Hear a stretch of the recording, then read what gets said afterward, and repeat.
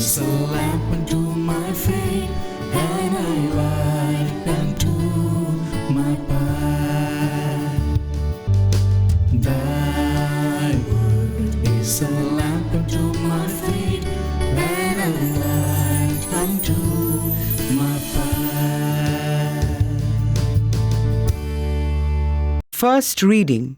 A reading from the book of Sirach, chapter 48, verses 1 to 14.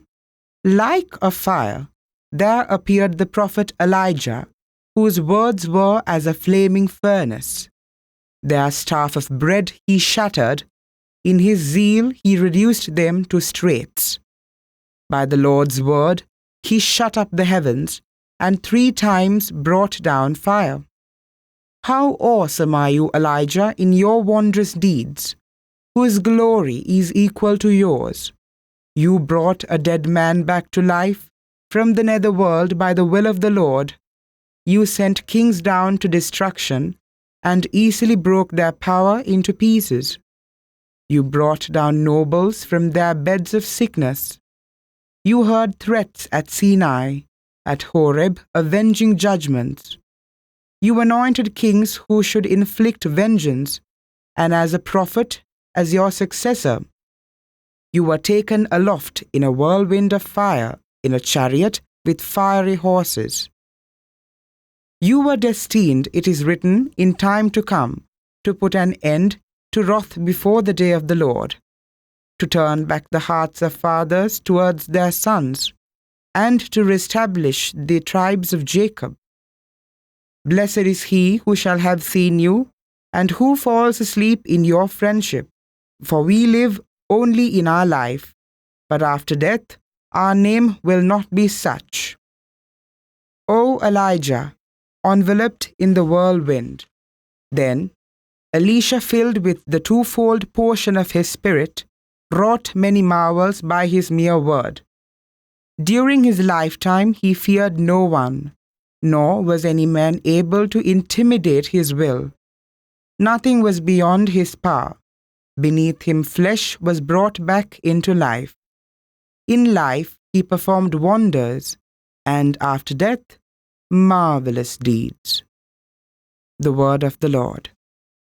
A reading from the Holy Gospel according to St. Matthew, chapter 6, verses 7 to 15. Jesus said to his disciples, "In praying, do not babble like the pagans, who think that they will be heard because of their many words. Do not be like them. Your Father knows what you need before you ask Him. This is how you are to pray. Our Father who art in heaven, hallowed be thy name. Thy kingdom come, thy will be done on earth as it is in heaven. Give us this day our daily bread, and forgive us our trespasses, as we forgive those who trespass against us. And lead us not into temptation, but deliver us from evil. If you forgive others their transgressions, your heavenly Father will forgive you. But if you do not forgive others, neither will your Father forgive your transgressions." The Gospel of the Lord. When we plant a seed or a tiny tree, the primary source for this tree or the seed to grow up is nothing else other than water. We would use very valuable and very energetic fertilizer. We would make a shade upon this tiny tree or the seed, not to be burnt it out, or else we would expose it to sunshine. But unless we water this plant or the seed, it would not grow up. So the sublime, in such a way, in such a manner, the sublime or the primary source of our spiritual growth is nothing else than the prayer. That is why the disciples of Jesus asked him, "Lord, teach us how to pray." Because of what? Because they saw how Jesus prayed and how Jesus had a relationship, the deeper relationship with the Father. And they too wanted to know how to get closer to God and to have a deeper relationship with the Heavenly Father, so that they saw how fruitful the mission of Jesus is. They saw in other way how challenging the mission of Jesus is, but on the top of that, they experienced how fruitful the mission of Jesus is. And they knew the secret. Secret is the spiritual growth of Jesus. And it is being laid down by the mode of prayer. And Jesus would rather instruct the disciples saying, the prayer is not a mode or a words in which we just jabber or in which we present our to-do list to the Heavenly Father. It is not such.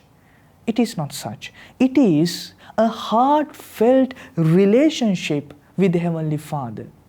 Just imagine two lovers would talk for hours and hours and hours, but still for all, if they do not feel within themselves, if they do not have this heart-to-heart connection, though they talk around for hours and hours, their relationship would not grow stronger, would never grow stronger.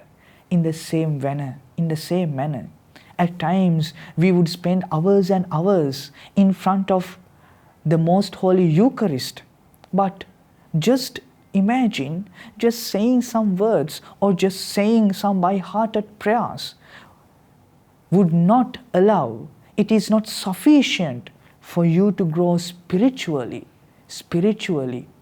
energetic with the Heavenly Father.